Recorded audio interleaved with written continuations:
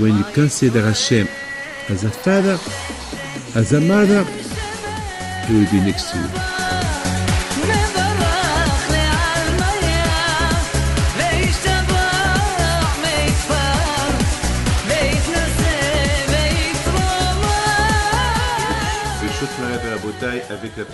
With the permission of Hashem, today we will try to explain a little bit, the parashiyot that talk about the Mishkan, when Hashem he said to Moshe to build a house of Hashem in the desert. After that, the Jews they did the idolatry. So now Hashem he said to Moshe, well, Moshe, this is a time that that the Jews should have a house for me, and I will be with them. You see, in the desert, when the Jews were there, the first year in the desert, few spectacular things happened. First, the man, the food, who came from the Shamayim. The man came from the Shamayim to teach the Jews that to have emunah on Hashem, that parnasa comes from Hashem. Whenever you are, you can be in the desert, you can be in the city. If you have emunah, Kadosh Baruch Hu will provide you what you need. It's like a baby. When he needs something, he cries, and the mother will give him. When he's hungry, again, she will get another portion. So the baby has always somebody to rely on. So in the desert, Hashem, he proved to the Jews that there is food, there is money, there is everything. Hashem give them money, he gives them food, and they did not need nothing. And the desert, they received the Torah. So tomorrow the Jews will not say to Hashem, you give us the Torah. The Torah to be a Jew is very expensive. How can we be a Jew without money? So he give them, before he give them the Matan Torah, he gives them the man, the food. Unfortunately, they did the Egel. And here I would like to tell you something incredible. How can you imagine those Jews who received the Torah and they saw the man, food coming from the Shamayim? How it's possible that they did the Egel, that they did the idolatry, they build an animal, and they said, you are our God. It's you who delivered us from Egypt. I mean, how can you imagine this? I mean, Hashem give them food, and He give them clarity. He showed them who He is. In Egypt, He did so many miracles for them, and they were very impressed by Hashem, and they said, who is like you, Hashem? And they said, Na'aseh v'nishma. Usually, when Hashem proposed the Torah, they should say, let's hear, and then we will accept. And here they said, we do, and then we'll accept. I mean, they were so impressed by Hashem. Hashem, when they crossed the sea, I mean, with all what they did, and they saw Hashem coming from the Shamayim when He gave them the Torah. They heard His voice. They saw His voice. They saw His presence, and they see. They said, "The Elivelvihu." They pointed out on the presence of Hashem. They filled Hashem somewhere. So how can you imagine? How can you imagine that they can do? They will build with gold. With gold, they build, a avodah zarah, a idolatry, a cow, and they said, "You are our God." I mean, how can you imagine? That was witchcraft, with some magic people that they were very, very strong in magician, and they built something to talk with gold. It's not even. It was not even a real animal. It was something built up, something handmade. And they said, "You are our God." How can you imagine that? Bemet, it's amazing. After Matan Torah, after the man, the exit of Egypt, the crossing of the sea. I mean, the water. Hashem provided them water from stones. There was water that was rotten water, and they become clear water, and they drink it. I mean, what's going on? What's going on? What happened? How can you imagine this? How can you imagine this? And then Hashem, He forgive them. He told them, Hashem, well, now you have to do a Mishkan. Now I don't not trust you anymore. Now I have to be with you. I thought with all what you saw, I can trust you. Now I need to be with you. You need to feel me more. Well, it's not bad, huh? I mean, and from bad things, it happened good thing. I mean, because they did the Avodah Zarah, so Hashem said, okay, now I trusted you, but now because I thought you were special people, but now I don't trust you. Now I want to be with you. But still, I want to understand what happened exactly. What happened? What they did? Why? I mean, it must be something. I think Hashem wants to teach us something incredible. Because between you and me, Hashem could avoid the Jews by doing the idolatry. Because Moshe Rabbeinu, he was with Hashem and the Shamayim studying Torah. Okay? And Moshe told them, before he went to the Shamayim to bring the Torah, he told them, after 40 days I will come. So he came, the Jews started to count the day that he went. But the day that he went, they did a false calculation, because there is the night and the day. So when he went to the Shamayim, they needed the night. So they made a false calculation, and because they did a false calculation, so they thought that Moshe Rabbeinu will never come down out again. So they did what they did, but still, because Moshe Rabbeinu did not come. So what? Even if he would not come for 10 days, instead of coming after 40 days, let's say we stay there 50 days, 60 days. So what? Because that he stayed 20 more days, so it's finished. That they had to do the Eged, they had to do the Avodah. What happened? And besides it, Hashem, he was studying Torah with Moshe Rabbeinu. So why Hashem did not say to Moshe, get down quick before they do the Avodah Zarah? So it's like Hashem, he did not say nothing to Moshe Rabbeinu. So it's like that Hashem, he was happy that the Jews did the Avodah Zarah, because really Hashem, he could avoid this not to happen. But Hashem did nothing.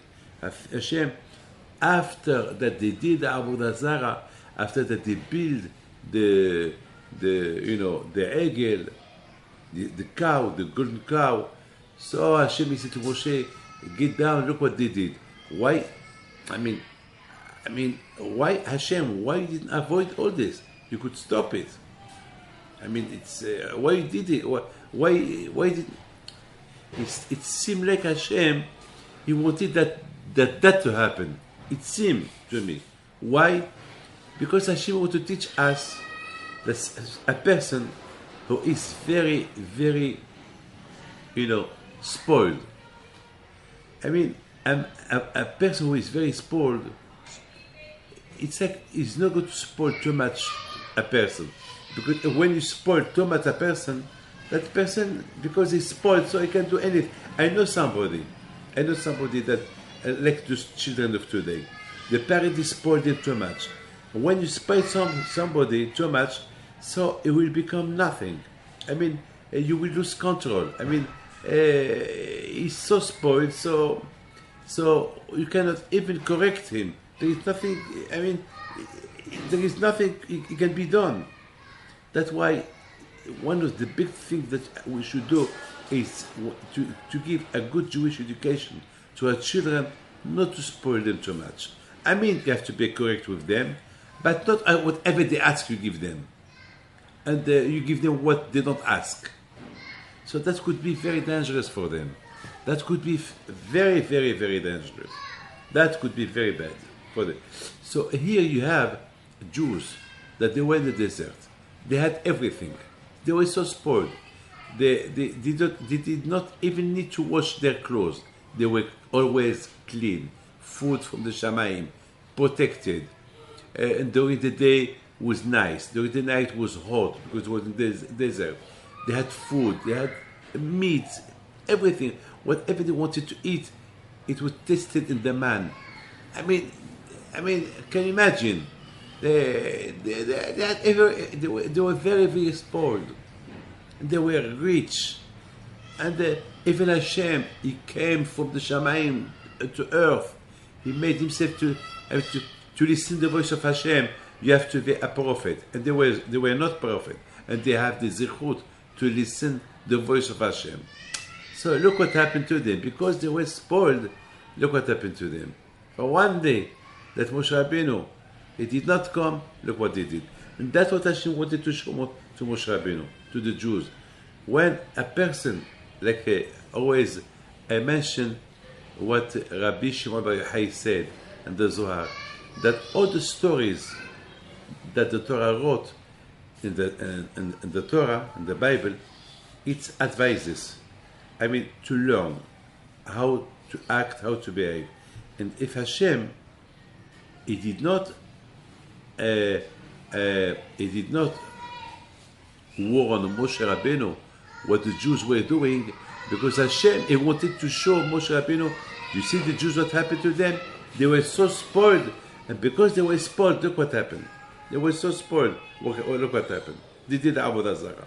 That was a lesson. It was worth it. For Hashem, it was worth it that the Jews will do the Avodah Zarah, so they will learn that a man who is spoiled, he can never be a good Jew. You cannot give a good Jewish education to somebody, because whatever you want, I mean, a man should learn to be himself. I mean, whatever he wants, he gets it, so there is no work. I mean, there is no work. I mean, you see, all the children of today, that the parents are rich, and they give them money. They let them sleep, whatever they ask. These boys, when they grow, they will not do business. They will be just because they are not used to it. They go, whatever they want, they get it. Whatever they want, they get it. I know a lot of people that they lost their children and they are on drugs today, and there is nothing that, because whatever they want, they have it. So it's like they lost the capacity to work. They don't want to work. They don't want to. That's what Hashem he wanted to teach the Jews. He wanted to teach them, look, I know I could warn Moshe not to let you do the Avodah Zarah. But I wanted just to teach you that because all what you got everything, free. You did not work for nothing. And that's, for generations to come, it could be dangerous. That's why Hashem said, I'll let you do the Egel, so from now on, you will know that from now on, things are not going to be easy. Whatever you want, you have to work for it.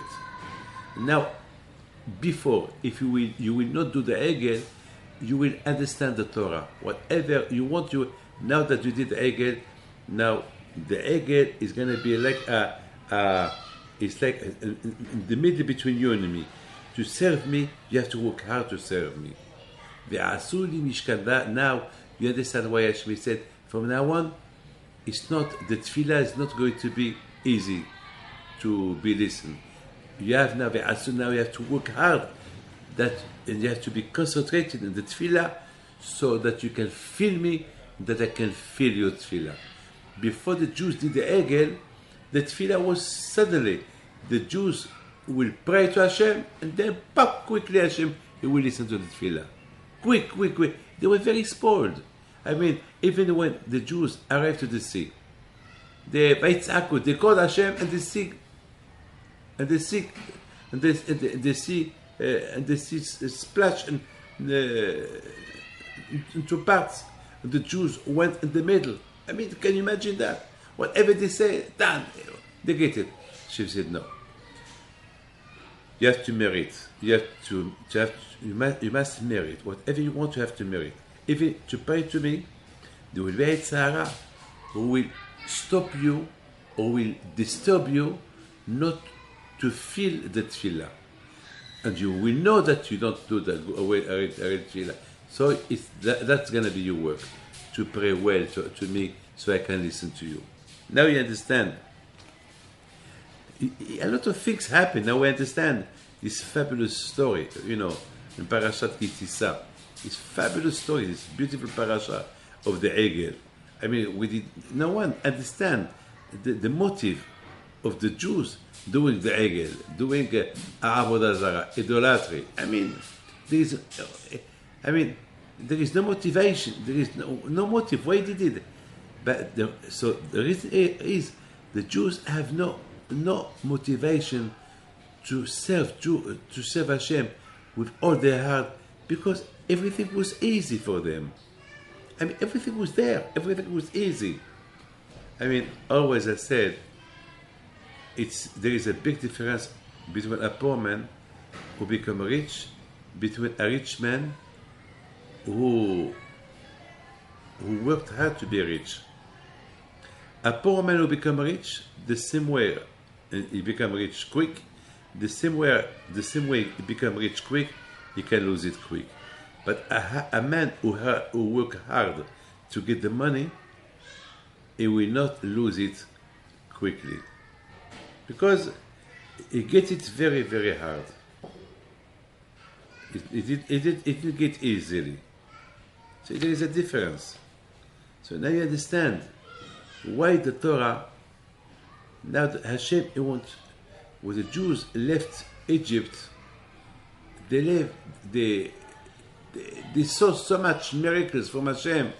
Everything was free. I mean, there were, can you imagine, a few million people on the desert, they needed nothing.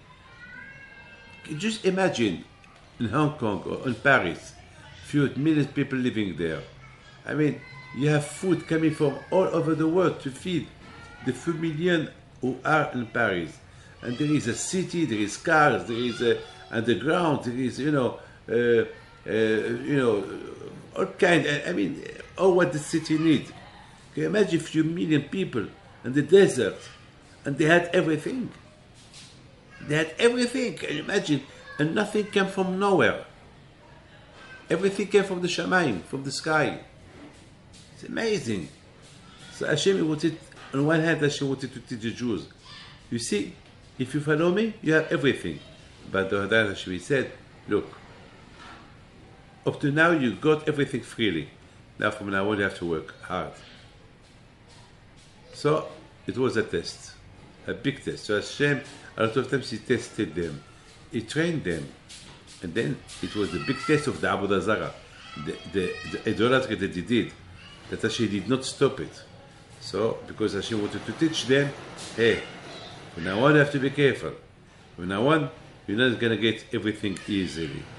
You have to pray for the food to get it. You have to pray for money to get it. You're not well, you have to pray. Not when suddenly, quick, you say, I want this, you get it. Now, from now on, everything is going to be hard. And then you will get success. What is success? When a man, it's hard for him to get something, and he pray to Hashem, and he pray, and he insists, and he get it. I have the zichut. I got it because I have a merit. Now you understand why Hashem did all this. My friend, I would like to tell you something incredible. In the parasha of Mishpatim, Hashem said to Moshe Rabbeinu, I want you, Moshe, to expose the Torah to the Jews. Expose the Torah. Like a table that when you have guests of honor, you have a beautiful table. Whatever you want is on the table. Everything is there. So Hashem said to Moshe, Moshe, that's the kind of the way. This is the way how you should explain the Torah to the Bnei Israel. Moshe said, okay. So now we have a question. You know why Hashem did that? So a Jew will not come tomorrow and say, Hashem, you give us the Torah, you did not give us the meaning to understand the Torah. I mean, the Torah it's so hard. I mean, it's not easy, the Torah. We did not, I mean, it was not tested. It's hard. I mean, can you imagine today, so Hashem, can you imagine a baby, you give him $1 million, he will take the $1 million, they will throw them, because he doesn't know what it is $1 million. So, but you have to wait till he grows, but you have to teach him, this is money, then he will learn how to give the value of the money. So Hashem said to Moshe Rabbeinu, Ele mishpatim asher tisim lefim. Now that the Jews receive the Torah, now that the Jews, they know who I am, because after all the miracles they saw in Egypt, so now, Ele mishpatim asher tisim lefim. This is the laws that you have to explain them. But please explain them well, so they can understand them. Like this man who have guests and he prepare a beautiful table, that there is on the table forks, the table, a nice tablecloth, all kind of salad, bread, salt, the dishes, nice dishes, water, wine. I mean, that you don't need to ask. I don't have the knife. I don't have he has everything. So that was the way our Hashem he said to Moshe Rabbeinu. So now the question is, on one hand, we saw in Parashat Bechukotai that Hashem said to the Jews, Ve'em bechukotai telichu. That means, to understand the Torah, you have to kill yourself. Be'amal, you have to put a lot of effort to realize the Torah. And then you will get Gashmiut. Then, the only way that me, Hashem, I can provide you money, food, everything, only if you learn the Torah with effort. And this is the parasha of Bechukotai. But the parasha of Mishpatim, we say the contrary. Hashem said to Moshe Rabbeinu, you have to explain the Bnei Israel the Torah as a table that it's well dressed. I mean, that means that I don't have to put effort. On one hand, in one parasha, the Torah said, you have to put a lot of effort to understand it and to appreciate it. And then we get whatever you want. And here in Parashat Mishpatim, we say the contrary, that Hashem said to Moshe Rabbeinu, explain the Torah so well, so they can understand it. That means without effort. And here is the man, here is the food. I mean, how you understand all this? How can you understand this? And I would like just to tell you something. To find money or to find diamond, you have to dig under the floor. I mean, you have to search. Then you find, gold. Then you have to clean it. You have to sweat to find a diamond. This diamond, then you have to clean it. And it's so hard to find gold and diamond. And when you find them, then you clean them, you polish them, then you can tell yourself, you're a millionaire. The same with the Torah. Shlomo HaMelech, what he said, the king Shlomo said, if you love the Torah, you have to act with the Torah the same way you act when you look for gold and diamonds. How much you have to search for them to appreciate them and to become rich. You want to be rich in the Torah, you have to act the same way. So you understand? Have you heard in your life that gold and diamond are on the floor, you just come pick them up? No. Otherwise, everybody will be rich. Otherwise, no one will appreciate it. So how do you understand this? On one hand, the Torah tells you that you have to act with the Torah the same way you act to find diamond and gold. You have to suffer. You have to put a lot of effort. On the other hand, the Torah said, explain to Bnei Israel the Torah like if you have gold and silver and diamond around on top of the floor, just come pick them up. I mean, it's impossible. Then you can appreciate the Torah. How do we understand all this? I was thinking that Moshe Rabbeinu alav shalom, in the Shamayim, he learned the Torah.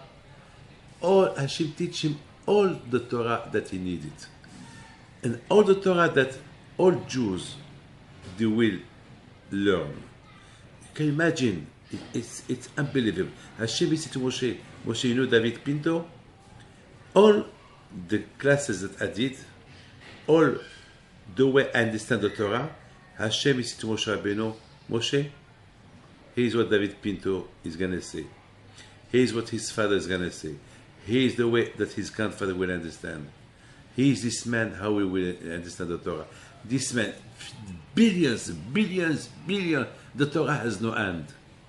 All this Hashem teach to Moshe Rabbeinu. And I think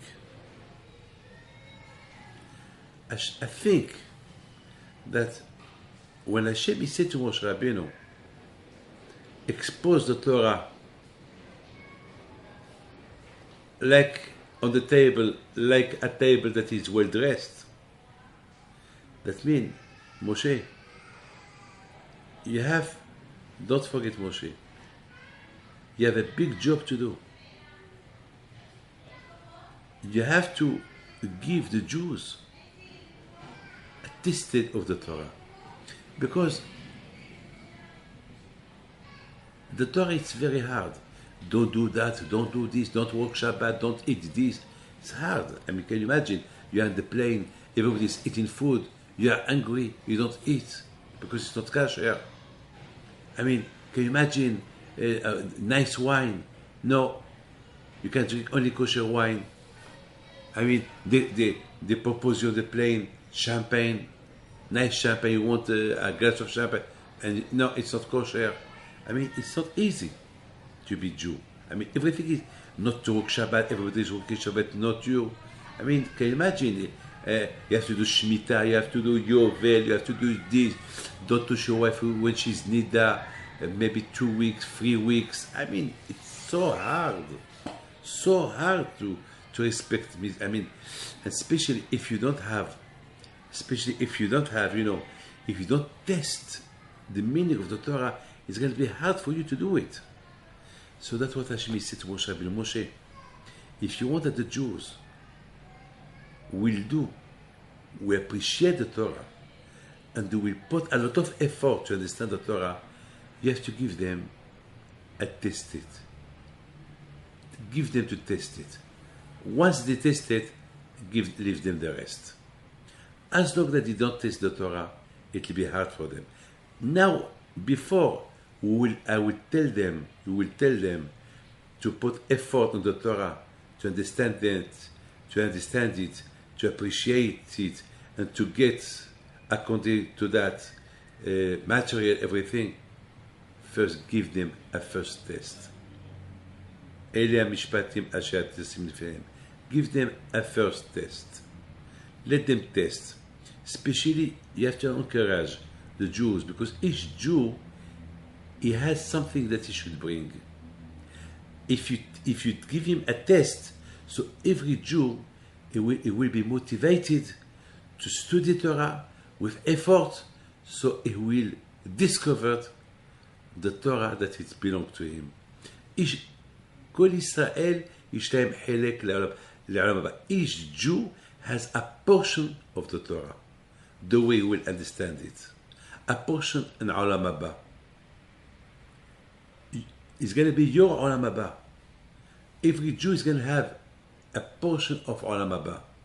But this portion of עולם הבא, it will be according to the Torah that he will discover with amal, with effort. After 120 years, the Gemara said, how nice will be a man who arrived there with his study. What belonged to him. Talmudu biyado. His study, his chidushim, what he discovered from the Torah, the way he understood it from the Torah. That's what Hashem said. Moshe, give a test to the Jews, so every Jew will be motivated, because it's not every Jew just to study Torah with effort. No, each Jew has a special effort that he has to put on the Torah to discover what it belongs to him, because each one has a portion. Each Jew has a halek l'olam haba, and the Torah it's olam haba. Because the Torah it came from the other world, and the Torah will take you back to the other world. So that means it's aller-retour, come and back. The Torah came from Olam Haba, and will go back with you to Olam Haba after 120 years. You came with your Torah, and you have to go back with. So Hashem said to Moshe Rabbeinu, give them a test. And Hashem wanted to say to Moshe Rabbeinu, Moshe, it's very important to know one thing. If you don't give them a test to know what it is, Torah, the Tzara, he will never let them study Torah. Because the Tzara, he knows that if they study Torah, they will beat him, they will fight him. Maybe the Tzara will beat them, he will fight them back, and he will beat them. But if the Jews knows the test of the Torah, so they will study Torah with a test, with effort, and the more they will understand it, the more it will be difficult for the Tzara to fight them. That was very, very important. The Tzara, he will disturb only people who want to study Torah, and those who want to study Torah with effort and understand it. So that's why Hashem said to Moshe Rabbeinu, how can they study Torah with effort if they don't have the first test? So the first test you should give them. You be here in Shamayim. You saw what it is, Torah and the Shamayim. You tasted the Torah and the Shamayim. You see the pleasure of the Torah. So you are the only one who can transmit this beautiful test that you test to the Jews. You understand? Now we understand this incredible, when the Jews, before they did the Egel, they did the Avodah Zarah, the idolatry, they did not have a full test of the Torah. They know that the Torah is fabulous, fantastic. Yes, we want to do. They wanted to do to give satisfaction to Hashem, to give Him pleasure. Yes, we'll do. Then we'll listen. Yes, that was fabulous from the Jews. They were really wanted to do everything for Hashem, because for all Hashem did for them, they wanted to do something back to Hashem.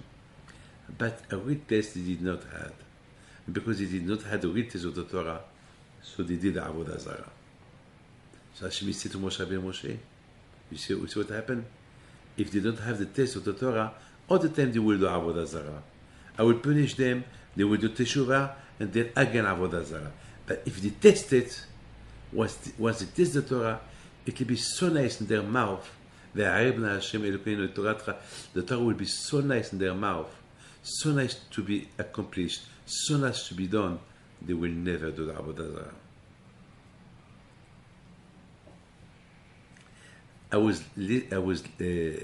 I heard a beautiful story. The Rebbe of Karlin, he said that he heard when he was in Auschwitz, he saw something incredible. He saw, before the Germans take the Jews to gas them, to kill them, they have to take off their clothes. And then a group of men, when they took their clothes off, before they enter to the chamber of gas, he was looking to another Jew who was collecting the clothes. He told him, please do me a favor. I know I'm gonna die, but please, this is my name. Do for me a Kaddish. Can you imagine that? Do for me a Kaddish. This man is gonna die. In a few minutes he's gonna die. What about he think? What is his Kaddish? It Gadal vit Kadash. The name of Hashem, your name Hashem, will be grow. Can you imagine this man? They're gonna kill him now, the Nazi. He think about what? He think to give kavod to Hashem. Instead of telling to himself, yes Hashem, after all the Kaddish I did for you, look what you want to do to me, because I am a Jew, they're gonna kill me. What kind of Kaddish? What kind of Kaddish this is? No, he did not think that. He did not think this because he knows that now was what is waiting for him, not death. What is waiting for him now, to be close to Hashem. So he wanted to show to Hashem, look Hashem, I love you, and before I die, and after I die, I want to glorify your name. So to be like that, only if you have a big emunah on HaKadosh Baruch Hu. A big emunah. Even to believe in Hashem, you need a lot of effort. It's a fight. And that's what Hashem said to Moshe Rabbeinu. Hashem said to Moshe Rabbeinu, please Moshe, expose to the Jews what it is emunah. Explain them.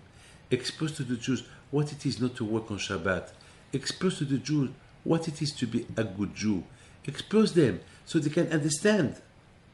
It's very important. My friend, the word is standing through emunah. Tzaddik be'emunato yahyeh. Today we saw a lot of things that they can make us weak on our emunah.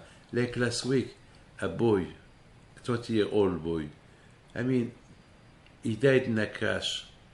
Can you imagine? His parents, they were there, they were crying. Why? Understand them. But on the other hand, I heard something incredible. I was in the house of a big tzaddik. who passed away. And I saw people were talking about the tzaddik. Yes, we're gonna miss him. He was a big tzaddik. Ay, what was we gonna be without him? So the wife of the tzaddik, the Rabbanit, she said, why you are complaining? I think we should say thank you to Hashem that at least we had him in the past. Okay, it's not here today, but let's, the way we're talking now, it's like it's a pity. The word, it's finished. The word is not finished. We should thank Hashem for the past. That Baruch Hashem, we had him in the past. And so by learning what he did in the past, so we will make him living. I mean, you have to be strong to talk like that. It's like Moshe Rabbeinu. Moshe, he passed away. Yeah, but Baruch Hashem, he passed away. But still, Moshe Rabbeinu, it's like he never passed away. It's like he's living. We study his Torah. You see, to talk like that, you must have a big emunah on HaKadosh Baruch Hu. Look, I don't know Moshe Rabbeinu. I don't know Rabbi Shimon Bar Yochai. I don't remember I was in Matan Torah when Hashem gives the Torah. I don't remember Hashem when he said Anuchi. I don't remember all this. One thing I want to tell you.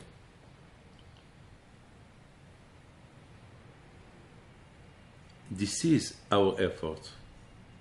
It's like this poor man that he sees a lot of people rich and he is not rich.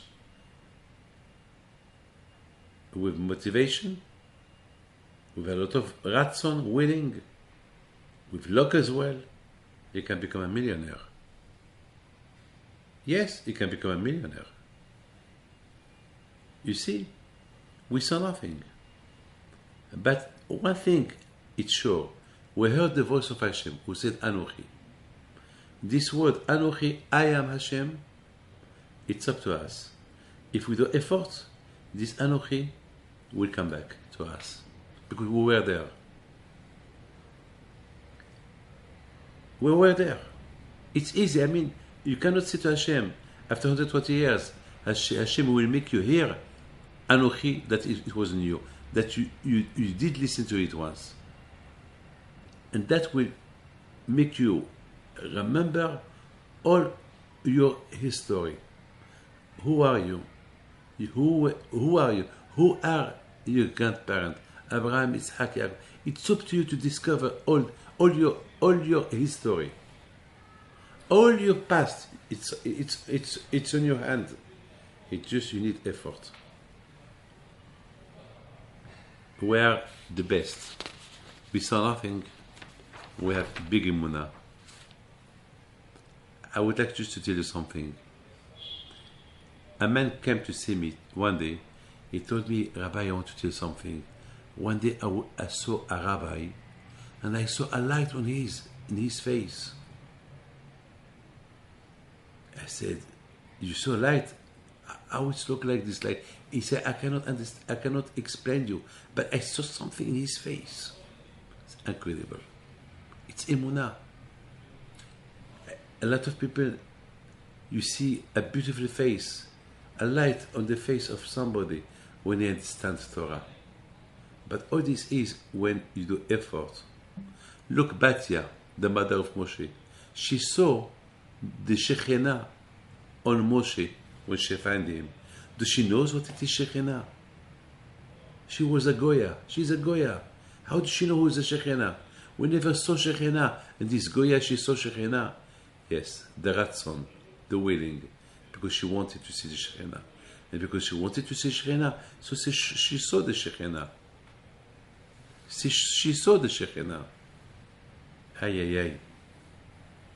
Yes, because the day that she saw Moshe Rabbeinu, she did Tevilah. She converted herself. She wanted to be Jew. She wanted to attach herself to the Jewish people. So she saw what no one. You can only see things when you do effort, when you do. I have millions of stories, miracles that happened with me, but it happened because there was an effort. When you do an effort, Hashem help you. My friend, I would like just to tell you this, and I would like just to finish this shiur with this. There is a big tzaddik, his name is Rabbi Avraham HaMalach. This tzaddik is the son of the Maggid Mezrich, who was the student, the Talmid of Baal Shem Tov. One night she went to the mikveh in Ukraine, and the mikveh was frozen. And she broke the ice, and she went to the mikveh. She came out, she saw a big dog. So she did not like this vision. She went back again to the mikveh. Again, in the cold water. She did that few times. She went out. And from the Shamayim, they saw that the effort this tzaddik did, that she broke the ice to go to the mikveh. So they send her from the Shamayim, the four Imahot, Sarah Imenu, Rivka Imenu, Rachel Imenu, and Leah Imenu, to take her home. She did not know who were those ladies. This is a Hasidic story, which we believe. I know it's hard for you to believe, but you have no choice. To be Jew, you have to believe. Sometimes there is stories how to believe, and I would like just to tell you, if you can believe how the Jews crossed the sea, if you believe the template that Hashem gave to the Egyptian, if you believe that the food came from the Shamayim to earth to the Jews, so you can believe to that story as well. The Jewish people, it's a special story. It's a special story. Everything with us is miracles. Everything with us is miracles. We live with miracles. Everything is miracles. So they took her home. When she arrived home, her husband, the tzaddik, told her, because you did this sacrifice in the mikveh, and every time you went out, you saw the dog, and you went again to the mikveh, so from the Shamayim, they send you your mothers to accompany you, to take you, to bring you home. You see, Amal, we do effort to make money, effort to go to holidays, effort to buy a house, effort to buy a diamond for the wife, effort to respect Torah and mitzvot.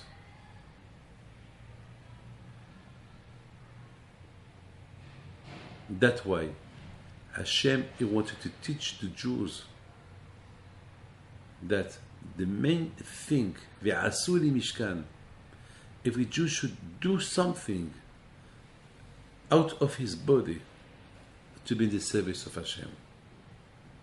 I mean, a man should be mishkan. A man should be ready for a sacrifice for Hashem, to discover Hashem on him.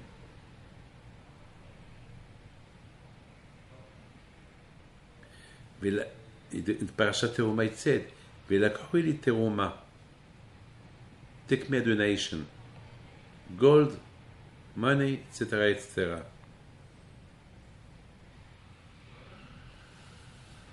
Should know one thing. Teruma,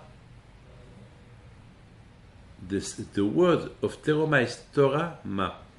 Torah ma mem. The Torah that was given after 40 days. And Hashem said, this is teruma.